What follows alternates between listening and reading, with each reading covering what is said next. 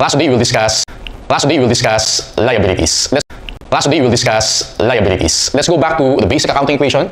Assets equal to liabilities plus equity. So first half of our review, nag-focus tayo on assets from cash and cash equivalents to intangible assets. The second part of our review will focus on liabilities and equity. Let's start with liabilities. According to the revised conceptual framework, a liability is a present obligation of an entity to transfer an economic resource as a result of past events. So this is the definition of a liability. Liability is a present obligation to transfer an economic resource as a result of past events. I-analyze natin per item. Sabi dyan, it's a present obligation. Obligation meaning we are required to do something. Hindi optional. Kailangan natin gawin. Right? We have two types of obligations. Number one is legal obligation and number two is constructive obligation. So, ano yung difference between the two? When you say legal obligation, this is an obligation that arises from contracts or law. I'll give you some examples. So, contracts. For example, class, bumili tayo ng inventory from a supplier. So, meron tayong agreement or contract with a supplier na babayaran natin sila. Alright? What else? Let's say, nagborrow tayo from a bank.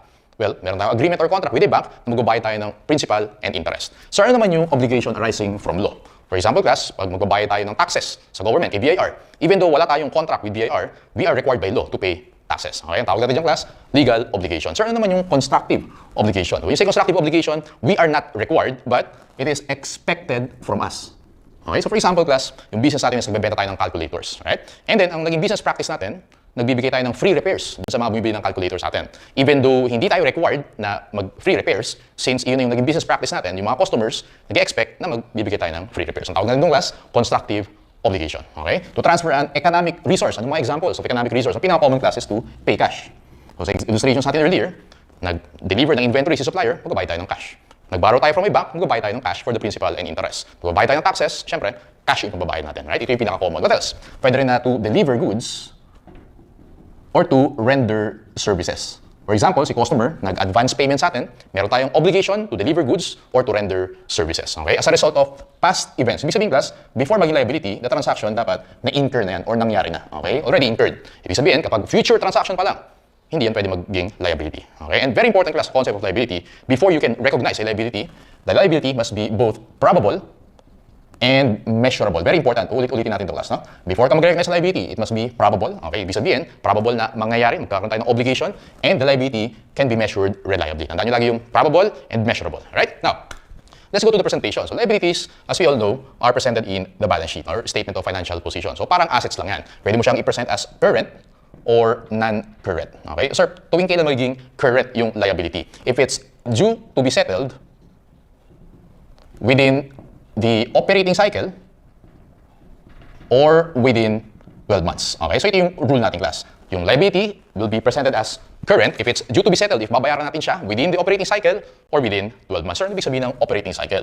When you say operating cycle, it is the length of time or kung gaano katagal before you can convert cash into cash. Okay, ibig sabihin, class, operating cycle. The length of time for us to convert cash into cash. Sir, ano ibig sabihin nun? Well, sa operating cycle, meron tayong 4 stages. So, let's go back dun sa example natin. Let's say, nagbebenta tayo ng calculators. Now, ang first step natin dyan, before tayo mapagbenta ng calculator, is to purchase raw materials. Okay, ito na lang, raw materials. After that, pag may raw materials na tayo, we can now process it. We convert raw materials into finished goods. Once may finished goods na tayo, pwede na tayo magbenta to the customers. So, meron tayong sale. And the fourth stage is collection from the customer. Okay, ang tawag natin dyan, class, operating cycle. Purchase of raw materials, processing from raw materials to finished goods,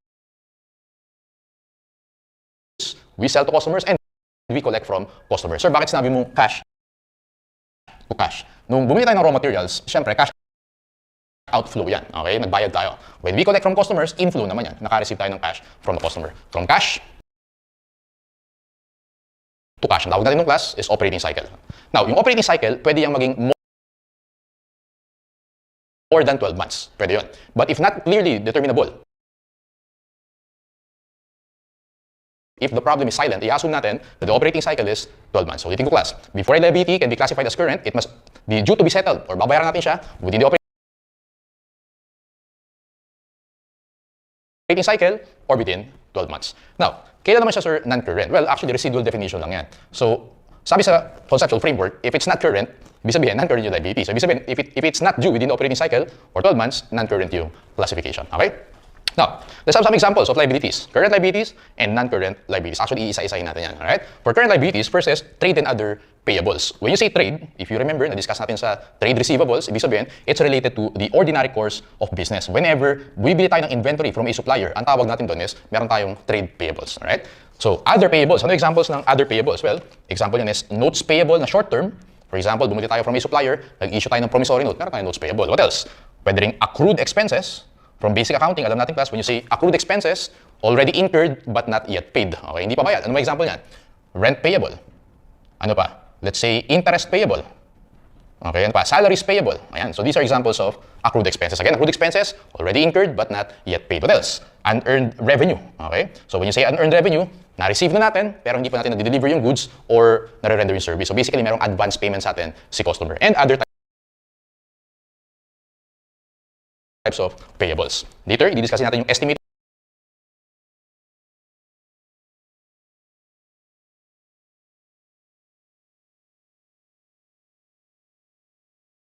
liabilities. Examples of estimated liabilities are premiums and warranties. So, i-discuss natin later yan.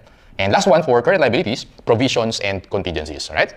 Now, sa non-current liabilities, we have notes payable na long term, we have bonds payable, leases, income tax, and pension. Again, di-discuss natin yan separately. Actually, yung leases, income tax, and pension, marami nahihirapan dyan. But don't worry, i-simplify ko yung mga concepts na yan for you. Alright? Sige. So, apply muna natin class yung concepts before we move on sa discussion natin. Let's go to our illustrative examples. Let's go to illustrative example number 1. Titingnan natin class yung current versus non-current classification. Okay? Illustrative example number 1. Let's take a look at the requirement. Compute for the following. Number 1, total current liabilities. And number 2, total non-current liabilities. So, gagawin ko. Current liabilities and non-current liabilities. Ayan. And then per item, analyze natin. On December 31, 2025, Pinnacle Company provided the following information. Number 1, accounts payable including advances from customers of 250 and total is 150,000. Obviously, alam natin pag accounts payable or yung trade payable, we know it's current liability. Okay? Advances, example yan ng unearned revenue. Okay? Advances from customers. Therefore, yung 150,000 yan, buong amount, we put that under current liabilities. Number 2, notes payable including note payable to bank due on December 31, 2027. Take note, year-end natin is 2025. Kung due siya, 2027, ibig sabihin, lagpas siya ng 12 months. Pag lagpas ng 12 months, non-current yan. So, ang gagawin ko class dyan, yung 1.5 million, sabi dyan, yung 500,000 sa 2027. Tama? So, ibig sabihin, non-current liability yan. Yung natitirang 1 million, current liability. So, gagawin ko, lagay ko dito 1 million, and then for this one, 500,000 non-current liability. Okay? So, yung due next year, current liability. Yung due, well, if more than 12 months, non-current liability naman yan. Let's go to the next item. Share dividends payable or ito yung stock dividends payable. FYI, di-discuss natin sa equity, pero yung stock dividends payable or share dividends payable, tandaan nyo class, equity account yan. Okay? Kahit may word na payable, equity account yan. Alright? Hindi yan liability. So, take note of that. Next is credit balances in customer's account. Kung maalala nyo, medyo discuss natin yan sa receivables, kailan magkakaroon ng credit balance si customer? Kapag meron siyang overpayment, kapag sumobra yung bayad ni customer sa atin. Alright? Now, kailangan natin i-refund si customer. Okay, ganun na siya. So, since kailangan natin siya i-refund, meron tayong obligation. And this one, this is classified as current liability. So, lagyan natin class, 200,000 under current liability. Next is serial bonds payable in semi-annual installments of 500,000. When you say serial, ibig sabihin yung principal, binabayaran siya every year. Alright? Now, sabi dyan, yung 5 million, kung titingnan natin class, pag in-analyze mo yan, next year daw, may semi-annual installment na 500,000. Kung semi-annual yung 500, ibig sabihin, next year, dalawang beses tayo magbabayad ng 500. That is 2 million. So, that is 1 million. So, 1 million natin is current liability. Yung difference na ng 4 million, non-current liability. Okay? So, lagyan natin dito, class. Current liability natin is 1 million and non-current liability is 4 million. Right? So, yan. Next. And if silent yung problem, if you notice, yung bonds payable, non-current liability yan. Next is accrued interest on bonds payable. Tandaan mo, pag accrued interest, current liability yan. Alright? So, lagyan natin dito, class, 150,000. Next, contested BIR tax assessment, possible obligation. Very important yung sinabi ko kanina na probable and measurable. Before ka maging liability, dapat probable. When you say probable, it means more than 50% yung chance na kailangan natin magbayad. Yun ibig sabihin nun. Now, pag sabing possible, ibig sabihin, less than 50%. Alright? Tandaan mo class, pag possible, dinidisclose lang yan. Ang tawag natin dyan, contingent liability. Di-discuss natin yan later sa contingencies, pero i-take note mo muna, kapag possible obligation, contingent liability yan, disclosure lang yun to the notes to financial statements. Right? And unearned rent income, unearned revenue, na-receive na natin, pero hindi pa natin nabibigay, i-deliver yung goods or na-render yung services, current liability yan, 100,000. Let's compute for the total. Earned liabilities, 1,250,000 plus 1 million plus 200,000 plus 1 million plus 150 plus 100,000. Sagot natin dito class, 3.7 million total current liabilities. And then sa non-current naman, we have 500 plus 4 million, 4.5 million. This is illustrative example number 1. Let's go to illustrative example number 2. Ganun pa rin class. If you do take a look at the requirement, total current liabilities and total non-current liabilities. So practice tayo, we have current liabilities and non-current. Let's go to the given. CPA company provided the following information. Notes payable trade. Pag sinabing trade, again, related dyan sa payable natin with a supplier. Okay? So pag ganung class, pasok siya sa operating cycle. Tama, related sa supplier yan. Pag bili mo ng raw materials, para kay supplier yan. Right? So lahat ng trade, basta nakita mo yung trade, laging current yan. Always, 100%. Okay? So lagyan dito, 3 million. Next is bank loans maturing June 30, 2026. Ang year-end natin is December 31, 2025. Magmamature na daw next year, 2026. O, pasok siya sa 12 months. Ibig sabihin class, current liability din yan. So lagyan natin, 2 million. Next is advances from officers and employees. If silent yung problem, pag may mga advances yung officers and employees, current liability yan. So lagyan natin, 500,000. Okay? Next, accounts payable trade. Again, pag sinabi kong trade, lagi siyang current kasi within the operating cycle yan, 4 million. Next is bank overdraft. If you recall sa cash and cash equivalents natin, na topic, pag bank overdraft, ibig sabihin, nasobrahan yung pag-withdraw natin. So meron tayong liability. Lagi mo sa current liability yan, 300,000. Next is cash dividends payable. Pag cash dividends payable, current liability yan. So how much yan? 1 million. If you recall, yung share dividends payable, equity yan. Pero pag cash dividends payable, liability. Okay? Next is withholding tax payable. Pag mga taxes related, current liability yan. Next is mortgage payable. So, ano ibig sabihin ng mortgage payable? Ibig sabihin yan, usual yan plus sa mga housing loan. Okay? Nag-loan ka from bank and then naka-collateral yung lupa. Ang tawag doon class is mortgage. Okay? So, since yung housing loan, matagalan yung bayad niyan. Pwede 5 years, 10 years, 15 years, dapat non-current yung classification yan. Alright? So, mortgage payable natin, 3.8 million. Dito ko nalalagay. Next is, sige, so income tax payable, again, pag related sa tax, current liability yan, 800,000. Next natin is estimated warranty liability. Discuss natin yan sa estimated liabilities, but obviously under current liability yan. So, lagay natin class, estimated warranty is 600,000. Next is estimated damages by breach of contract, estimated liability dito. So, that is 700,000. Next item, accrued liabilities. So, yan, yung mga accrued expenses natin, already incurred, but not yet paid. So, lagay natin, accrued liabilities, 900,000. And then next is estimated premium liability. Later, i-discuss natin yung premiums, but obviously under current liability siya. That's 200,000. And then last item, contract entered into for the construction of building. Kapag kontrata pa lang, nagpirmahan pa lang kayo, wala pang obligation. Okay? Kasi hindi pa considered as past event, hindi pa nai-incur. So wala kang i-record ka kapag contract pa lang. Alright? Sige. So let's compute for the total. Doon tayo sa current liabilities. 3 million, plus 2 million, plus 500, plus 4 million, plus 300, plus 1 million, plus 100,000, plus 800,000, plus 600, plus 700, plus 900, plus 200. You should get 14.1 million. Total current liabilities, 14.1 million. Total non-current liabilities, 3.8 million. Okay? That's for illustrative example number 2. Now, punta tayo class sa main problem number 1.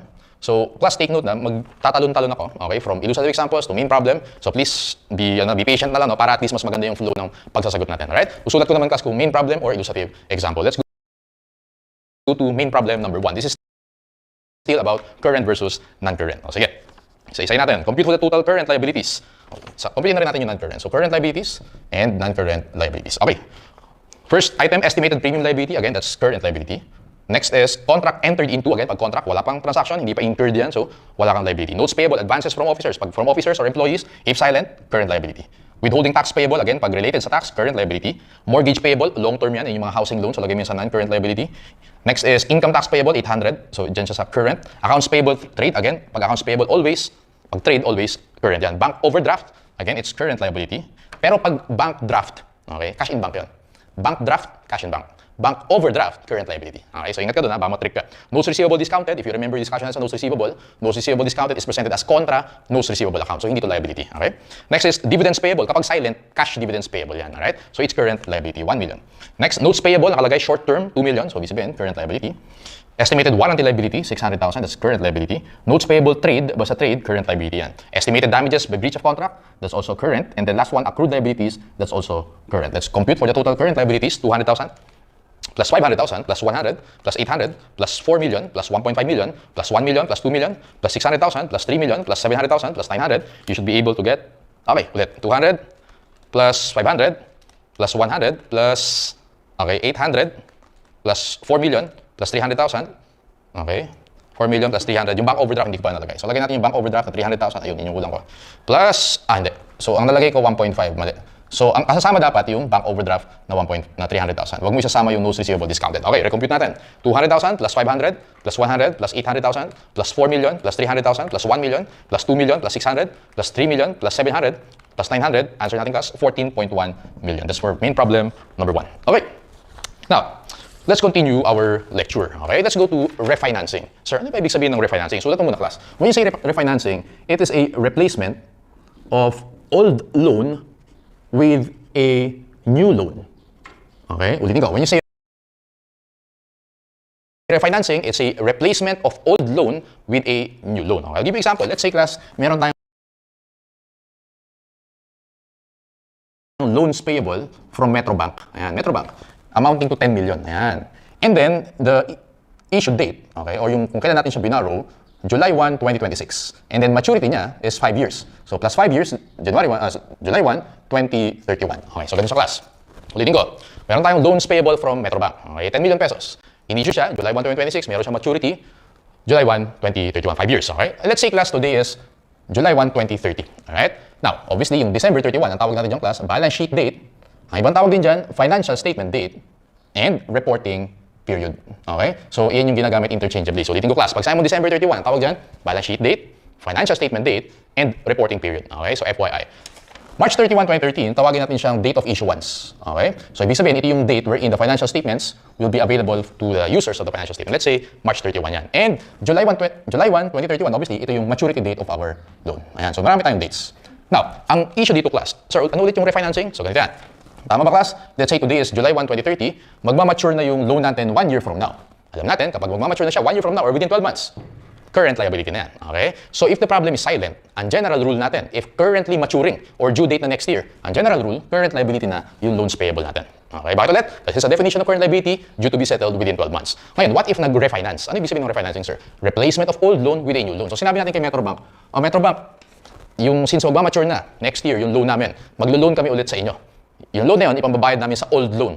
Okay? So in that case, mag-extend ng 5 years na naman. Okay? So magiging 2036 yung due date, maturity date. Nakuha niyan, magmamature na, then nag-loan ulit tayo ng bago from the back. Binayaran natin yung old loan, so meron tayong new loan, which, ang importance yan, well, i-extend natin yung maturity date ng another 5 years. Okay? Ang issue dito, kapag ba may refinancing, ano yung classification of the loans? Current or non-current? Ang general rule, current yan, kahit may refinancing. Okay? Pero ingat ka. Meron tayong mga exceptions yan. Tingnan mo muna kung kailan nangyari yung refinancing. If the refinancing happened, okay, between the balance sheet date, nasa balance sheet date ito, and the date of issuance. So, lagyan ko na ng number. Kapag nangyari siya dito, 1, alright? Sabi dito nangyari.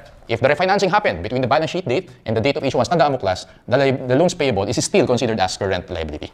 Okay? Now, if the refinancing happened before the end of reporting period, dito, lagyan ko na number 2. Dito nangyari yung refinancing. Before December 31, tandaan mo, class, yung loans payable natin, non-current liability na. Okay? And if the refinancing happened, lagyan ko ng 3, whether between the balance sheet date and date of issuance or before the balance sheet date, if the entity has a discretion to refinance for at least 12 months, non-current liability yan.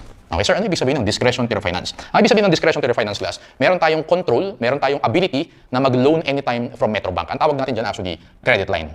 Kapag meron tayong credit line with Metrobank, okay, na anytime pwede tayong mag-borrow kay Metrobank, whether dito ka nag-refinance or dito, kahit alin dyan, non-current liability pa rin yan. Assuming, more than 12 months yung magiging loan natin, na bagong loan. Okay, ulitin ko lang, class, para malinaw. Okay, kapag currently maturing ang loan, ang general rule mo, laging current liability yan. Due date na next year. Pero pag may refinancing, titingnan mo kung kailan nag-refinance. If dito nag-refinance, after the balance sheet date but before the date of issuance, current yan. Pag dito nag-refinance, before the balance sheet date, non-current yan. Alright? Kasi class, actually ang tawag natin sa pag before the December 31, this is an adjusting event. FYI na lang, pero i-discuss natin yan separately. Okay? Ngayon, if meron kang discretion to refinance, okay, whether dito ka nag-refinance or dito, always, non-current yan. Okay, pag sinabing discretion, meron tayong agreement with Metrobank na pwede tayong mag-loan anytime. Alright? So, ganun siya. Sige, let's go to, apply muna natin yung class. Let's go to illustrative example number 3. Dahil lang naman yan, alamin lang natin if current or non-current. Illustrative example number 3. Okay. Sige, so let's see. Illustrative example number 3, requirement is for each scenario, indicate whether the liability should be presented as current or non-current. Let's go to the given. ABC company has a 10%, 1 million loan payable as of December 31, 2025. That is maturing on July 1, 2026. Magmamature na next year. Ano yung classification nun? If silent, ang general rule, current liability. Always current liability yan. Okay, yung general rule natin. Interest on the loan is due every July 1 and December 31, every 6 months. Consider the following scenario. Scenario number 1. On Feb 1, 2026, ABC entered into a refinancing with a bank to refinance a loan on a long-term basis. Both parties are financially capable of honoring the agreement. ABC's FS were authorized for issue or yung date of issuance, March 15. Kailan nangyari yung refinancing? Feb 15. Ano sabi natin, class? Kapag nangyari yung refinancing after the balance sheet date, but before the issuance of FS, ano tawag natin dyan? Ano yung classification? Current liability. Yun na siya kasimple. Titignan mo lang kung kailan nag-refinance. Right? Number 2, on Feb 1, 2026, after the balance sheet date na naman, ABC entered into a refinancing agreement with a bank to refinance a loan on a long-term basis. Both parties are financially capable. ABC has a discretion to refinance. Ibig sabihin discretion to refinance, meron tayong credit line. May usapan tayo with the bank. Pwede kami mag-loan anytime. Over the loan, for at least 12 months. Important din yung at least 12 months. Kasi syempre yun yung cut-off natin sa current and non-current liability. Alright? From December 21, under the existing loan facility. ABC's FS were authorized for issue on March 15. Again, pag meron kang discretion to refinance, kahit saan ka nag-refinance, pwedeng dito or dito, non-current liability yan. Okay? So, scenario number 2 natin, non-current liability. So, scenario number 3. On December 1, 2023, ABC entered into a refinancing agreement. So, dito ka nag-refinance. Alright? To refinance a loan on long-term basis, the refinancing and rollover transaction was completed on December 31. Again, pag nag-refinance ka, on or before December 31 or the reporting period, non-current liability yan. Okay, and then number 4, last scenario, under the facts, same facts, except that the loan payable pays annual interest every July 1. So take note, yung original given natin, every July 1 and December 31 nagbabayad ng interest. What if daw every July 1 lang? Walang December 31, so ibig sabihin annual. On Feb 1, 2026, ABC entered into a refinancing agreement. Dito ka nag-refinance. Okay? with the bank to refinance a loan on a long-term basis. Both parties are financially capable. ABC has the discretion to refinance or roll over the loan. So again, pag may discretion to refinance, hindi mo matter kung kailan ka nag-refinance. So it means, yung 1 million na loan, okay, which is the principal, non-current liability yan. Pero take note na meron tayong interest, okay? So based on sa original given, 10% yung interest natin. So 1 million times 10%. Okay, that is 100,000, pero ang bayaran daw every July 1, so times 6/12 pa natin, 50,000. Meron tayong 50,000 plus na interest payable. Okay? So yung 1 million na principal, lagay ko dito P, non-current liability kasi meron tayong discretion to refinance. Pero yung 50,000 na interest, tandaan mo class, pag interest payable, di ba kasama yan sa accrued expenses, current liability yung classification yan. Okay? Kasi babayaran mo siya July next year. Okay? So yun yung sagot natin. 1 million na principal, non-current, 50,000 interest payable, current liability. Okay? So that's for number 3. Let's go to main problem number 3. Jump tayo sa main problem number 3 kasi related sila. This is about refinancing. So main problem number 3. Okay. Question sa ating class. In the December 31 balance sheet, the amount of the notes payable that it should classify as short term. When you say short term, ibig sabihin current. Alright? Included in Jan Corporation's liability account, balances on December 31 were the following. So meron tayong 14% na note payable. Okay? Maturing October 1, 2021, maturing September 30, 2022. Magmamature na next year. So ibig sabihin class, yung 500,000 na yan, again, ang general rule natin, since magmamature na yan next year, current liability yan. Tama? Pero tingnan natin yung ibang given. 16% note payable, okay, issued April 1, 2019, payable in, it should be 4 equal annual installments of 200,000, beginning April 1, 2020, 600,000. Okay? So, originally yung class, di ba, 4 equal installments na 200,000. So, originally yan 800, tama? 800, pero nagbayad ka na noong April 1, 2020 na 200,000. Kaya may balance pa tayo na 600,000. Okay? So, it should be 4 equal annual installments. So, tingnan natin, class. Sabi dyan, yung 600, okay? So, lagyan natin dito, yung 600,000 na yan, well, balik mo tayo sa 14%. Di ba? Magmamature na yan next year, tama? Again, by default, current liability yan. Yung 600, may isang magmamature na 200 next year. Okay? Pag next year lang natin, current liability yan. Now, yung 400,000 na balance, non-current liability. Pero tingnan muna natin class yung ibang given. The December 31 FS were issued on March 31. On January 15, the entire 800,000, actually this one, okay, or yung 600,000, was refinanced on a long-term obligation payable in lump sum. Ni-refinance siya. Kaya lang, kailan siya ni-refinance? January 15, after the balance sheet date. After the balance sheet date, alam natin, still current liability. That's why, class, yung 200,000, mamimaintain niya yung status as current liability. Okay? Yung 400,000, still non-current liability. Next, in addition, on March 10, it consummated a non-cancelable agreement with the lender to refinance the 14%. Ito siya. On a long-term basis, on readily determinable terms that have not yet been implemented. Okay? Kailan nangyari? March 10. Ibig sabihin, after the balance sheet date. So it means, ang tawag natin diyang class is non-adjusting event. Okay? So current liability pa rin siya. Again, kailan ulit class magiging non-current? Kapag nangyari yung refinancing before the balance sheet date or if merong discretion to refinance, whether before or after the balance sheet date. So it means, ang tanong sa atin is how much doon short-term obligation? 500,000, still current. 200,000, still current. Therefore, sagot natin class, letter A, 700,000. Yung non-current natin, pag tinanong, sagot mo dyan, 400. Okay? So short-term obligation or current liability, sagot natin letter A, 700,000. Okay, now, dito naman tayo class, no?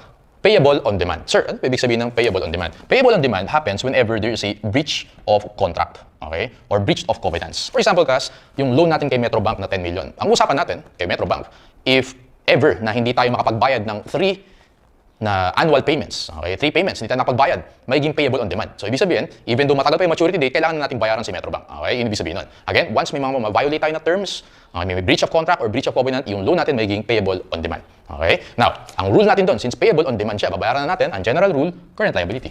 Tama lang? Now, tingnan mo yung mga relevant dates. No? Yun pa rin. Actually, same lang to dito. Today is July 1, 2030. This is December 31 or the balance sheet date, also called financial statement date, also called the reporting period. March 31 is date of issuance and July 1 is the maturity date. Okay? Again, kapag payable on demand, by default, current liability. Pero tingnan mo muna kung bibigyan ka ng grace period. Ano ibig sabihin ng grace period? Well, sabihin ni Metrobank, o sige, hindi ka muna namin sisingilin. Kahit na-violate mo yung terms, hindi ka muna namin sisingilin. Ang tawag doon, grace period. Tingnan mo kung kailan ka binigyan ng grace period. If the grace period happened here, after the balance sheet date, and before the authorization for issue of the FS, tandaan mo class, current liability yan. Uy, parang ito lang yun. Tama? Same sa rule. Okay? If the grace period happened, number 2, dito naman, before the end of reporting period, okay, it is non-current liability. Assuming na sasabihin ni Metrobank, hindi kami maniningil for at least 12 months. Again, kasi yung 12 months, yun yung cut-off. Okay? So, yun yung may rules natin. Ulitin ko lang, summarize ko.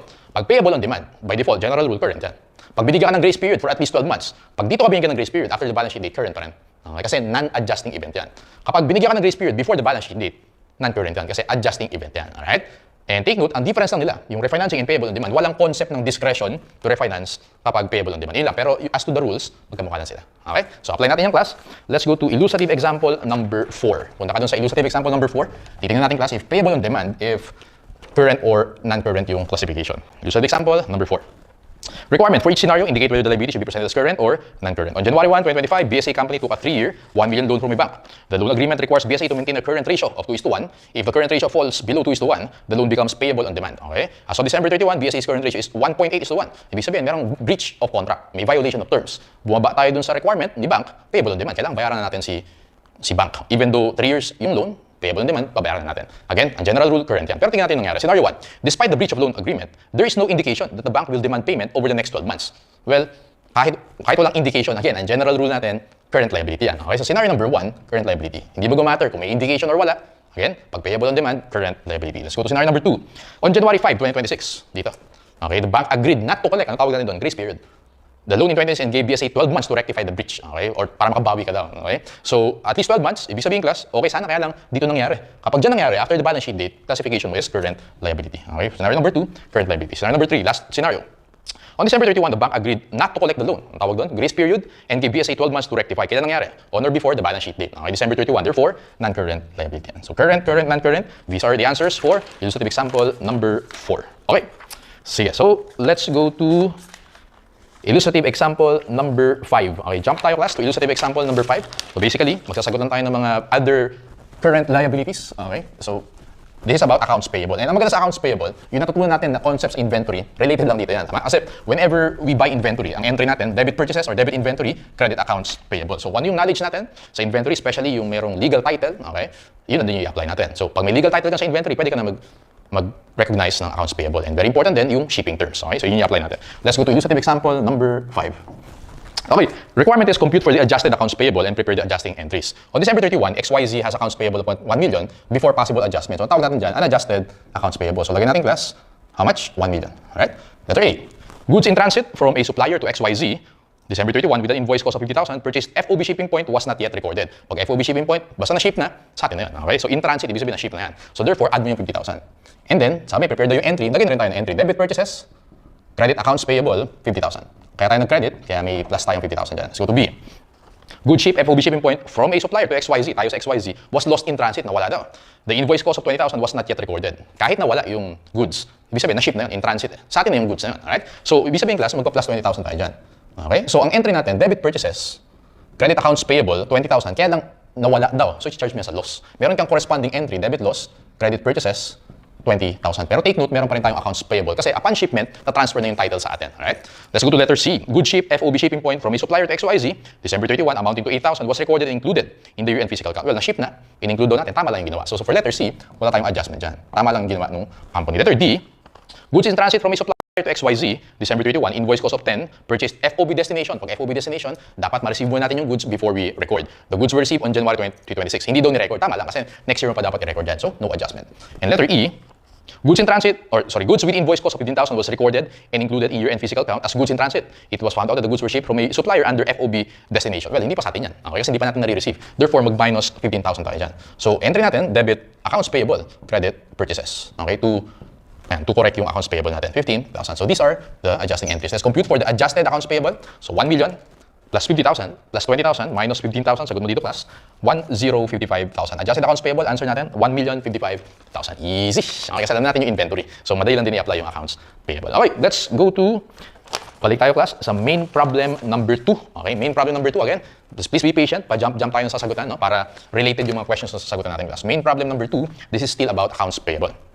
Sige, on December 31, what amount should be reported as accounts payable? An entity reported accounts payable on December 31, 4.5 million before any adjustments. So, tawag natin dyan, unadjusted accounts payable. Okay? So, that is 4.5 million. So, compute natin yung adjusted. Let's go to first bullet. On December 27, 2021, the entity wrote and recorded checks to creditors totaling 2 million, causing an overdraft of 500,000 in the entity's bank account on December 31. The checks were mailed on January 10. Okay? So, nung December 27 do class, ganito nangyari dyan, para makita nyo. December 27, 2021, nag-entry ng debit accounts payable credit cash ng 2 million. Okay? Pero ang laman ng bank account natin is only 1.5 million. Kaya merong overdraft na 500. Alam natin class, pag overdraft, current liability yan. Okay? If you remember. So, actually, trick question to. No? So, sa first adjustment, baka ang gawin mo dito, mag-plus 500,000 ka. Okay, sana yun. Kaya lang, tingin ka dun sa last sentence. The checks were mailed on January 10. Kung maalala mo yung discussion natin sa cash and cash equivalents, ang tawag lang dito, undelivered checks. Okay? Hindi pa natin nabibigay yung check talaga. So, ang gagawin mo dyan, December 31, kailangan i-reverse mo yung entry na yan. Debit cash, credit accounts payable, 2 million. Kasi, kailan ka dapat mag-entry pag na-deliver mo na. Okay? So in effect, as of December 31,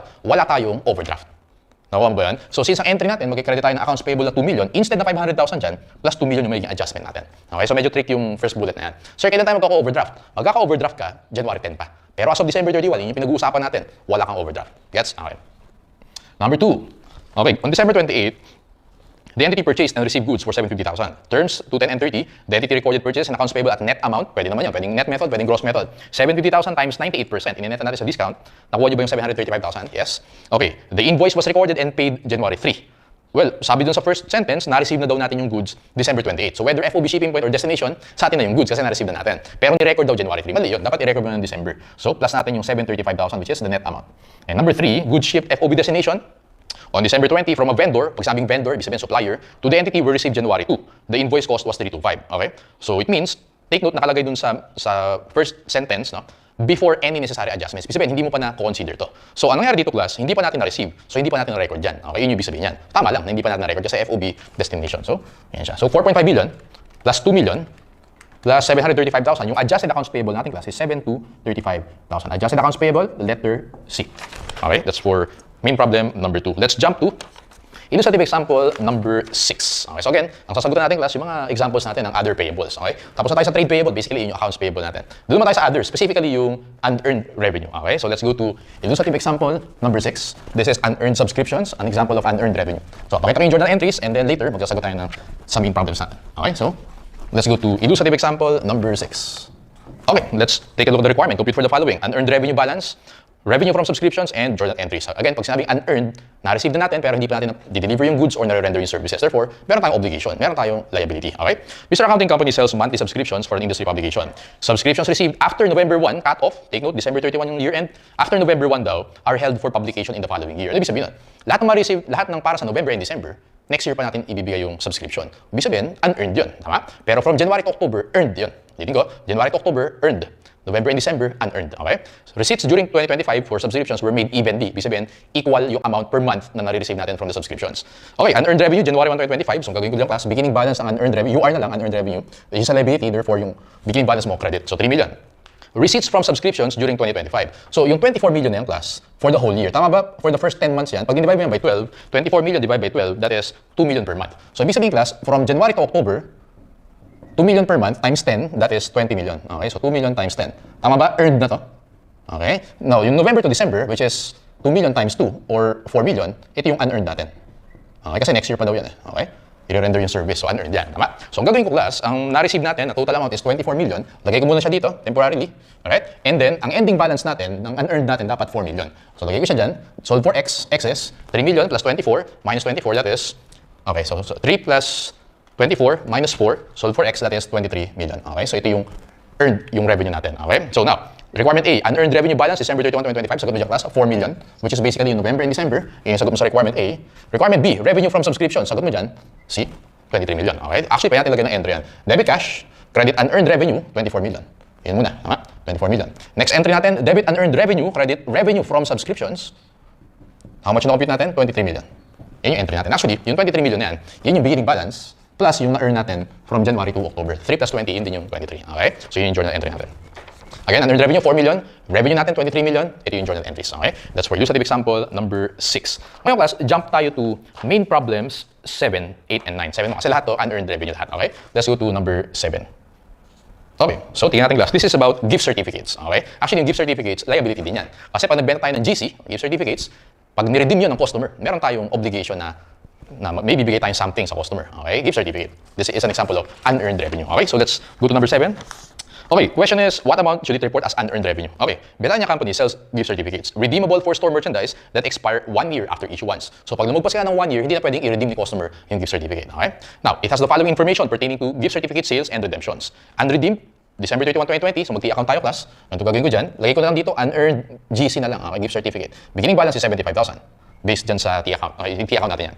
2021 sales, yun yung binenta natin na gift certificates. Pero take note na sabi dyan sa second sentence, or third sentence, the company experience indicates that 10% of GCs will not be redeemed. Okay? So ang best estimate natin, 90% yung ma-redeem. So 250,000 times 90%. Okay? So let's compute. 250,000 times 0.9, 225,000 lang plus yung increase ng liability natin. Kasi yung 10% na-expect natin, hindi naman ma-redeem. Okay? 2021 redemption of prior year sales, 25,000. Lagay mo yan dito. 2021 redemption of current year sales, 175,000. Pero ingat ka, class. Kasi sabi dyan, kung babalik ka sa first sentence, after 1 year daw, hindi na pwedeng i-redeem ni customer yung gift certificate. Tama ba, class? Kung ito yung beginning mo, okay, after 1 year, expired na yan. Tama? Now, sabi dyan sa problem, out of 75,000, 25,000 yung na-redeem. Tama ba yung difference sa 50,000? Hindi na pwedeng i-redeem yun? That's why, i-forfeit na natin yun. Forfeited na yan. Ibawas mo na yan sa liability. Paano ko ulit nakuha yung 50,000? That is 75 minus 25. So 75 kasi may nag-redeem na 25. Eh sabi, after 1 year, forfeited na. O, tanggalin mo na. Hindi na natin liability yan. Let's compute for the ending balance. 75,000 plus 225,000 minus 25 minus 175 minus 50. Sagot mo dito, class. 50,000, letter D or dog. Letter D for number 7. Pakita ko yung journal entries para mas malinaw. Doon muna tayo sa na-receive natin na 250,000. Debit cash, 250,000. Credit, unearned GC. Okay, which is this one, 225,000. May difference na 25,000. Tama yung 10%. Pwede mo nang consider yan as revenue. Debit or credit revenue from GC, 25,000. Okay, so ito class yung entry natin dun sa na-receive natin na 250,000. And then, take note na yung 25 and 175 na redeem na yan. Okay, so pwede natin i-recognize as revenue yan. Debit unearned GC, credit revenue from GC, 200,000. Right? And also, don't forget na na-forfeit natin yung 50,000. Revenue na rin natin yan. So number 3, debit unearned GC, credit revenues from forfeited GC, 50,000. Okay, so yun yung entries natin. Kaya pag pinost mo yan dito sa entry natin, sa T account, okay, so meron tayong unearned GC na 225, ito siya. Meron tayong debit na 200, ito yan, yung 25 and 175. And may debit tayo na 50, which is this one. Ending balance, 50,000 for main problem number 7. Dog yung sagot namin dyan. Okay, let's go to main problem number 8. Okay, so tayo 8. This is still unearned revenue, no? So related sila. Kaya sagutan na rin natin yung main problem number 8. Okay. What amount should be reported as unearned service contract? Pag mga ganyang class, T account lang gagamitin natin. Kaya i-solve yan. Okay. Fisara company sells major appliance service contracts. The service contracts, 1 year, 2 year, and 3 year period. Cash receipts from contracts are credited to unearned service contract revenue. This account had a balance of 720,000. Okay, beginning balance daw yan. Unearned, lagyan na natin unearned service contract revenue. Unearned service contract revenue. Shorten na lang natin. Beginning balance daw class is 720,000. Okay? On December 31, before adjustment. Service contract costs are charges incurred to the service contract expense account. So, ibig sabihin, nagbebenta tayo ng warranties. Okay, warranties. So, babayaran tayo ni customer and then in the future, pwede niyang gamitin yung warranty niya. Parang ganun. Okay? Now, ang actual cost na na-incur natin yung 180,000, pero sabi dyan, outstanding service contracts on December 31 expire as follows. Ito pa yung hindi expired. Add natin lahat sila. 150,000 plus 225 plus 100. Nakuha mo yung 475,000? Yes. Now, unexpired yan. Ibig sabihin, pwede pang i-claim ni customer yan. Tama ba? Ibig sabihin, yung 475,000, yun dapat yung ending balance ang unearned natin. Okay? Utang pa natin sa customer yan. Liability kasi pwede pa nilang i-claim yan. Okay? So, solve for X. 720, actually, sagutan natin 475, no? Boy na kasi ang tanong sa atin is, what amount should be reported as unearned service contract revenue December 31? So, sagutan natin dyan, letter B, okay? So, solve for X, 720 minus 475, makuha mo dyan 245,000. So, ito yung revenue natin. So, kung titignan mo yung journal entry, dun muna tayo sa actual cost na incur, balik ka dun sa middle portion, service contract costs are charged as incurred to service contract expense account. Debit service contract expense, credit cash, 180,000. And then, i-recognize natin yung revenue natin. Debit unearned service contract revenue, credit revenues, 245,000. So FYI lang, yun yung journal entry. Okay? Pero ang tanong sa atin, ending balance, sagot mo 475,000. Let's go to the last one, an unearned. Let's go to number 9. Okay? So, number 9 naman class, this is about deposit. Okay? So, ang nangyari dito, whenever magde-deposit si customer sa'yo, ang applicable yan sa mga large containers, no? Mga large containers, pag nag-deposit si customer sa'yo, well, obviously, may cash ka na receive. So, ibig sabihin, meron tayong liability. Kasi babalik natin kay customer yung mga deposits na yan. Alright? Kaya part of unearned revenue. Sige, so, in this December 31, 2021 balance sheet, the liability for deposits on returnable containers should be, okay, so gawin natin dito class, sa main problem number 9, T account lang. Again, pag mga unearned T account na gagawin mo dyan. So, tawagan na natin siyang container deposit liability. Okay, basta natin liability account yan. Okay, Joanna Company sells its products in reusable containers. The customer is charged a deposit for each container delivered and receives a refund for each container returned within 2 years after delivery. Take note, 2 years. Okay? So, i-refund natin si customer pag binalik na niya yung container sa atin. Within 2 years. Pag lumagpas na yung 2 years, hindi na entitled to refund si customer. Ganun siya. It accounts for the containers not returned. Sabi sabihin, after 2 years, within the time, as being retired. Okay? Information for 2021 is as follows. Container deposits on December 31 from deliveries in 2019-2020, in total yan is 580,000. Yun yung beginning balance natin, 580. Now, next is deposits for containers delivered in 2021. Okay? Nagbenta tayo, nag-deliver tayo ng container kay customer, nag-deposit siya sa atin, additional yan, 780 lagay mo dito. Right? Now, next, deposits for containers returned. Ito yung mga binalik ni customer. Okay? Nagbalik siya ng 90, 250, and 286, which is 626,000. Okay? Pero take note, kung maalala mo class, kapag lumagpasan ng 2 years, hindi na entitled sa refund si customer. Naalala nyo ba yung, nakita mo dyan yung 2019? Na 150,000. Nakita mo yan? Okay, sa beginning balance. Tama ba? Ang year-end yan is 2021. So, ibig sabihin, expired na ngayon yan. Tama? Sa 2019, sa 150,000 na yan, class, kung titingin ka sa deposits for containers returned in 2021, na galing sa 2019, nakita mo yung 90. Okay? So, matitira sa'yo dyan is 60,000. Yung 90, kung maalala mo, nandito yan sa 626,000. Binalik sa atin yan eh. So, nirefund natin si customer dyan. Tama? Yung 90,000. Pero yung 60, hindi sa atin binalik ni customer. Hindi na siya entitled sa refund. Wala na tayong utang kay customer. Kaya magmaminus 60,000 ka pa dyan. Ulitin ko, yung 150 kasi, again, entitled lang yan within 2 years. Nirefund natin yung 90, binalik sa atin ni customer yung container. Pero yung 60, hindi natin siya i-refund kasi nag-expire na yung 2 years. So, therefore, ending balance ng container deposit liability natin, 580 plus 780 minus 726 minus 60,000, your answer here is 500 ulit. So 580 plus 780 minus 626 minus 60,000, that is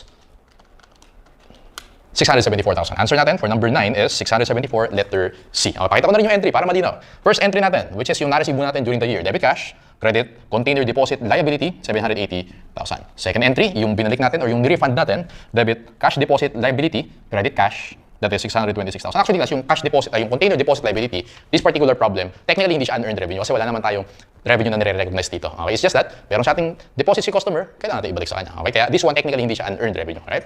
So, okay na tayo sa 626, meron na forfeit na 60,000. Iyan pa lang yung pwede natin i-recognize na revenue. So, number 3, debit cash deposit liability, credit income from forfeited cash container deposit, 60,000. Ayun, so ito lang yung income mo dyan, 60. Ulitin ko. For the 780, debit cash, credit container deposit liability. In-refund natin, container deposit liability, credit cash, 626. And then yung na-forfeit natin, hindi natin ibabalik yung 60,000 kay customer, therefore income yan. Debit liability, credit income, 60,000. Okay, so that's for number 9. And okay, sagutan na rin natin class, punta ka dun sa main problem number 4. Hanapin mo yung main problem number 4. Okay, so I think this is, last na yan for trade and other payables. Main problem number 4 is about vacation leaves. Okay, vacation leaves, current liability din yan.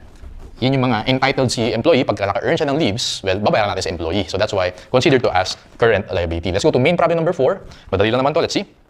Okay, what is the accrued liability for compensated absences? So accrued expense, okay, liability. Let's see. An entity has 35 employees who work 8-hour days and are paid hourly. So take note, 35 employees, mag-work sila 8 hours per day. On January 1, 2019, the entity began a program of granting the employees 10 days of paid vacation each year. Vacation days earned in 2019 may first be taken January 1, 2020. Ano ibig sabihin nun? Ibig sabihin, ang policy is FIFO, first in, first out. Okay? 2019, 2020, 2021, meron tayong hourly wages, vacation days by each employee. So yung, lagyan natin, vacation leaves or VL. Okay? VL earned by the employees for the past 3 years, 10, 10, and 10, that is 30. Tama? And then earned vacation days, so ito yung used by each employee. So yung VL used, okay, ang nagamit na is 0 plus 8 plus 10, 18. Tama ba class? Ibig sabihin, meron pa tayong liability for 12 days. Okay, so ganun siya. Tama? Ito yung na-earn nila total, ang nagamit pa nila 18. Therefore, as employer, meron tayong liability dun sa employee natin. Pero sabi dyan, the entity has chosen to accrue the liability for the compensated absences at the current rate of pay in effect when the compensated time is earned. Ganito yung class, ganito gagawin ko dyan. Meron tayong 12 days, tama? And ang policy natin is FIFO, first in, first out. Therefore, yung 10 dyan, kukunin mo sa 2021. Okay? So yung 10 days, 2021 natin kukunin. Which is ang gagamitin mong rate is 28.5, yung hourly rate. Yung 2 days, kukunin mo siya sa 2020, ang gagamitin mong hourly rate is 27. Okay? So ganito ko kumpitin yung class. Doon muna tayo sa 10 days. 10 days times hourly rate natin is 28.5. Don't forget na ilan yung employees natin. 28.5 is per hour. Ilang hours per day? 8 hours, tama? Ilan yung employees natin? 35. Okay? So multiply natin yung class. 10 days times 28.5, yun yung hourly rate, times 8 hours per day, times 35 yung employees, 79,800. Ito naman tayo sa 2 days. 2 days times, gamitin natin yung 2020 kasi FIFO nga daw, times 27, times 8, times 35 employees. So 2 times 27, times 8, times 35, you get 15,120. Add natin yung class, 79,800 plus 15,120, that is 94,920. Sagot natin is letter A for problem number 4. Okay.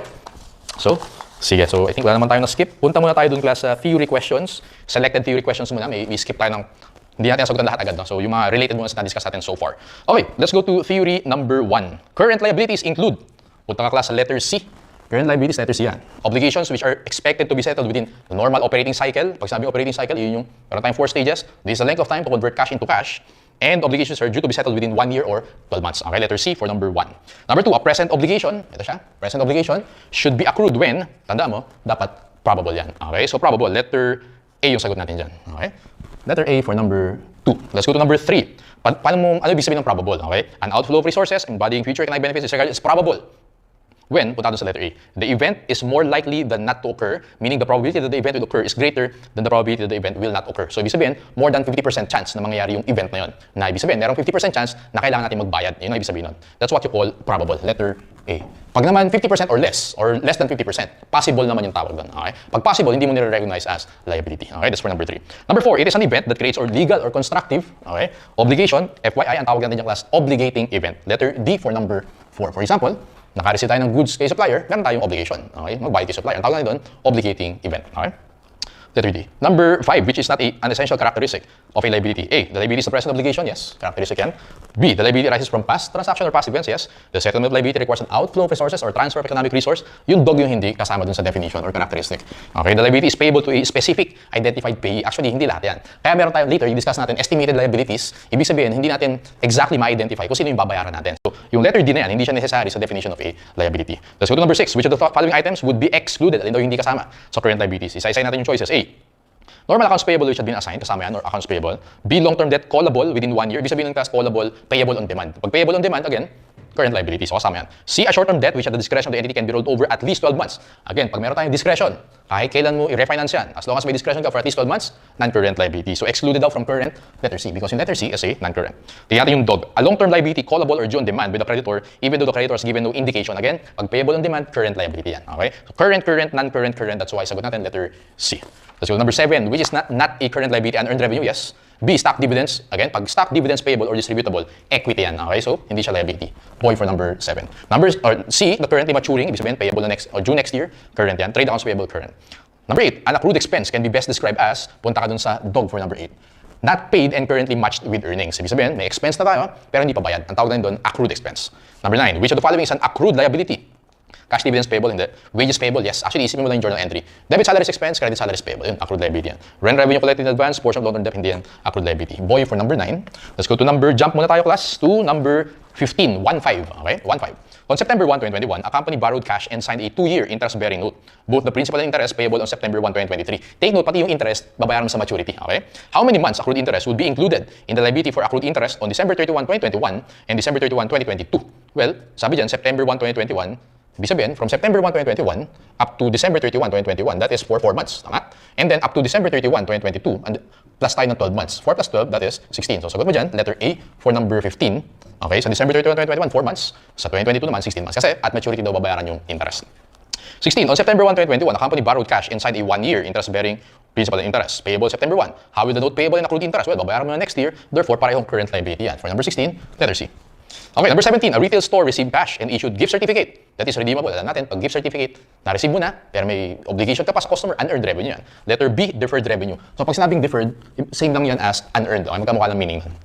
Okay, numbers 18, magazine subscriptions collected in advance. Basta may nakolect ka in advance, unearned yan. Alright? Letter B tayo dyan. 18 is boy, that is deferred revenue in the liability section. Number 19, a company receives an advance payment for special goods that are to be manufactured. Again, unearned yan. Okay, current liability, letter C for number 19. Number 20, X is a retailer of home appliances and offers a service contract. X sells appliances and installment contracts, but all service contracts must be paid in full at the time of sale. O may utang tayo kasi may advance payment sa atin. Alright, collections received for service contracts should be recorded as increase in deferred revenue, letter A for number 20. 21. Under a royalty agreement with another enterprise, a company will receive royalties from an assignment of patent for 4 years. The royalties received in advance, again, basta advance payment sa atin. Okay, should be reported as revenue. Well, nung na-receive natin yun, unearned yan. Pero magiging revenue siya as we earn. Okay? Kapag nakapag-deliver tayo ng goods or nakapag-render ng services. In the period earned. Kasi ang tanong is, kailan daw yung revenue? So, boy for number 21. Kailan siya liability? Nung na-receive natin. Kailan siya revenue? Nung na-earn na natin.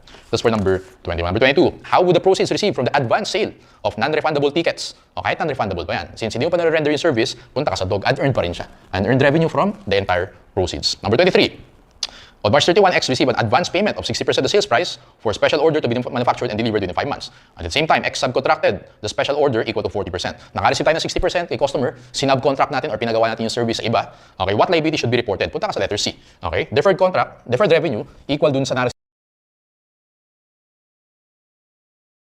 natin sa customer na 60% and then wala ka pang payable dun sa subcontractor. Kailan ka magkakaroon ng payable dun sa subcontractor? Kapag nagawa na niya yung service. Alright? Pero yung na-receive sa customer's advance payment, liability yan. Number 24, a liability for compensated absences. Parang ginawa natin kanina. Okay? Such as vacations, where it is expected that the employee will be paid, should. Punta ka dun sa letter C, be accrued. Okay? During the period when earned. Okay? So parang example natin kanina, may na-earn sila na 30 days, gamit na nila 18, so yung liability natin 12. Okay? Dapat na-earn muna nila bago tayo mag-set up ng liability. Okay, so that's for trade and other payables.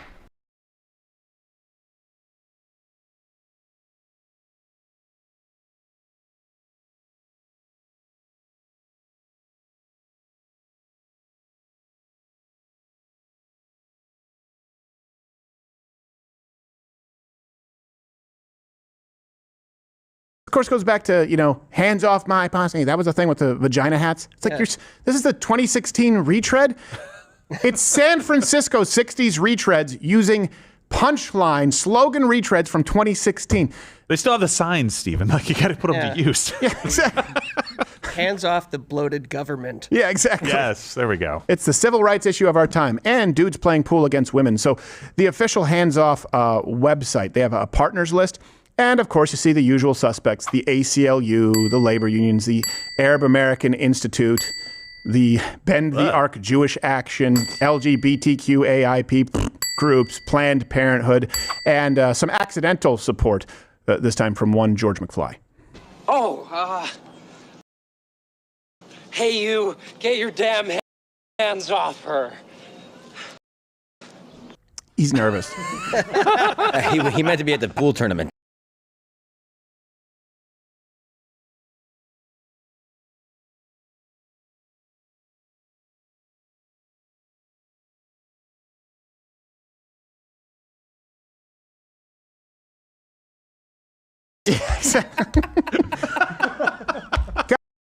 Guys, are you getting the picture? Remember when Nancy Pelosi said the Tea Party was AstroTurf? When the left accuses you of something, they are telling on themselves. When they say you are turning trans athletes, male athletes competing against women, when you're turning that into a cultural issue, they're telling on themselves.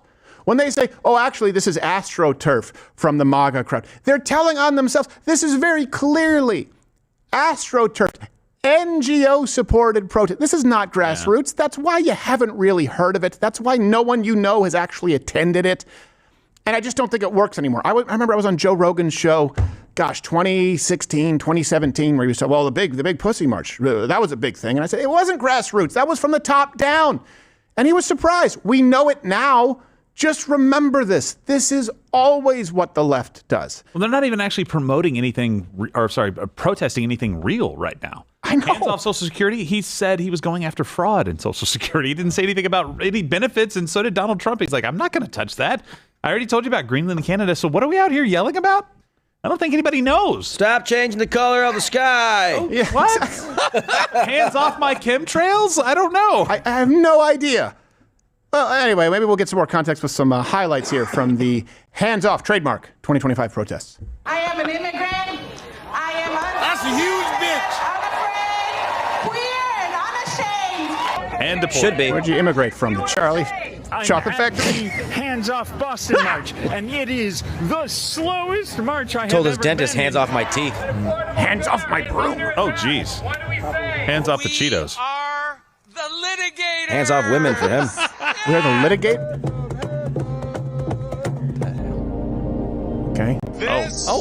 This is what The sex puppet. out of fascism looks like.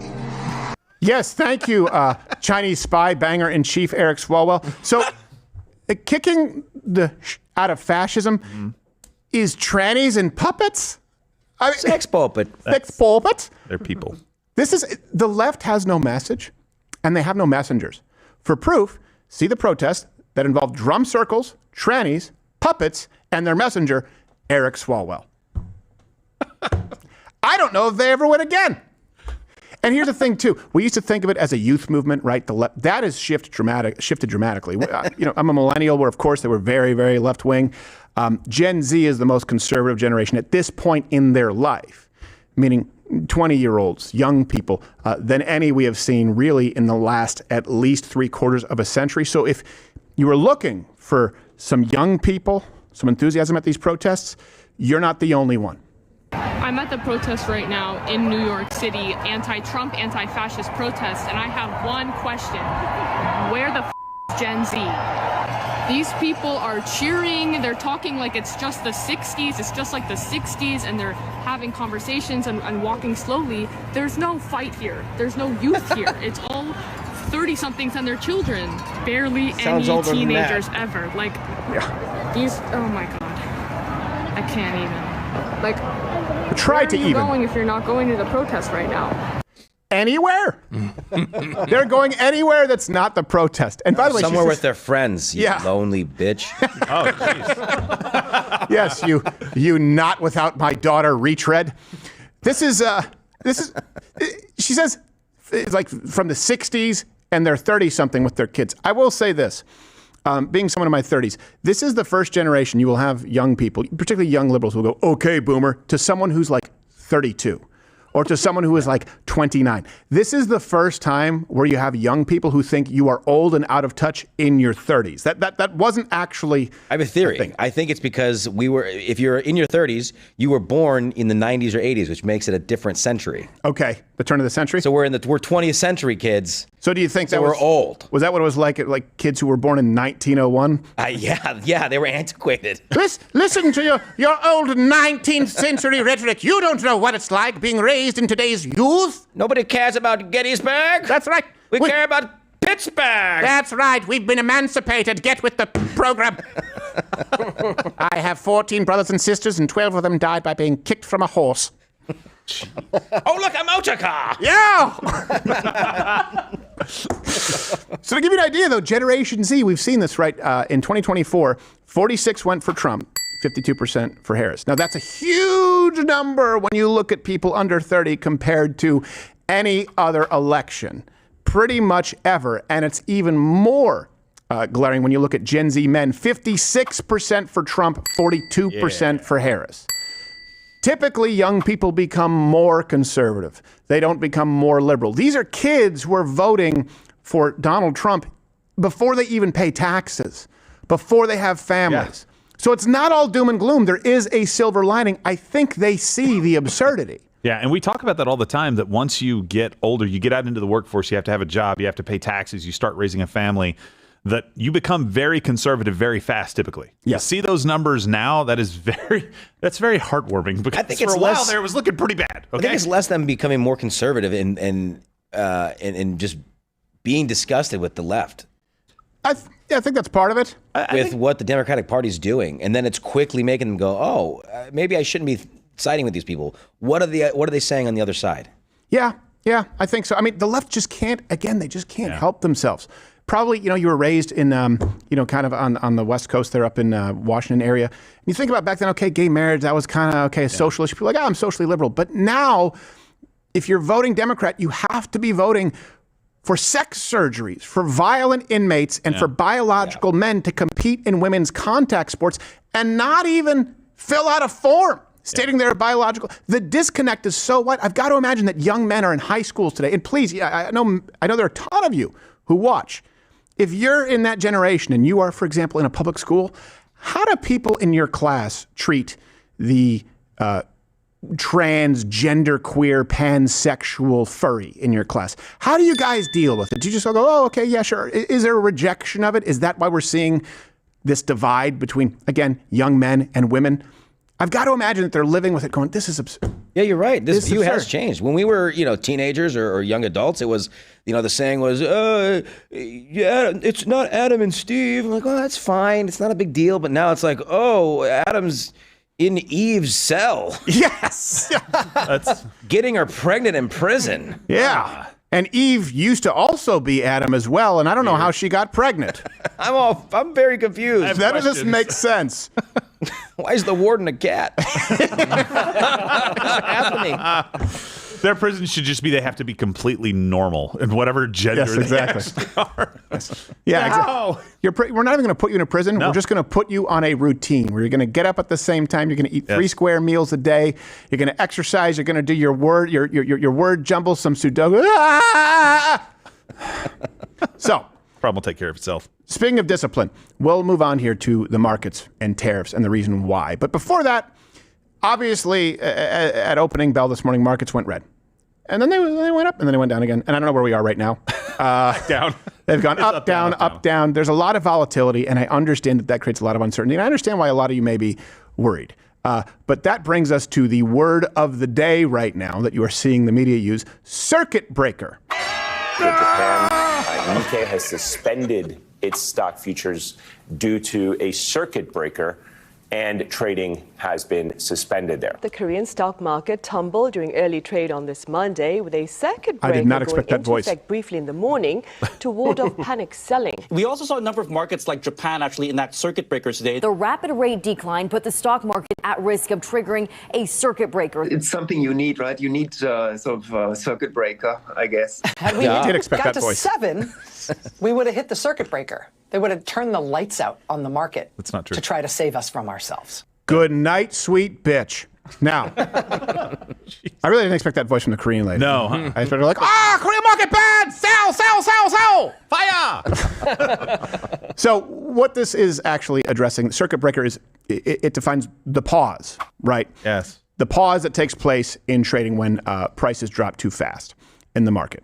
So it kind of gives everyone a little bit of a break to let things calm down. Let me explain kind of the triggers to you. So if in a single day, the S&P drops 7%, there's a 15-minute circuit breaker, a 15-minute pause in trading across all the stock market indexes. If there's a 13% drop, there's another 15-minute pause. And if there's a 20% drop, trading ends for the day. That's really what it is. And sometimes they're saying circuit breaker and they keep anticipating circuit breaker. You're almost like, I think you almost want a circuit breaker is how this kind of sounds. I mean, it's almost like you guys sell fear and panic. But remember for those of you at home, breaking the circuit can be dangerous, as we saw in overseas markets this weekend. 3, 2, 1. So don't do that. It's a new firework.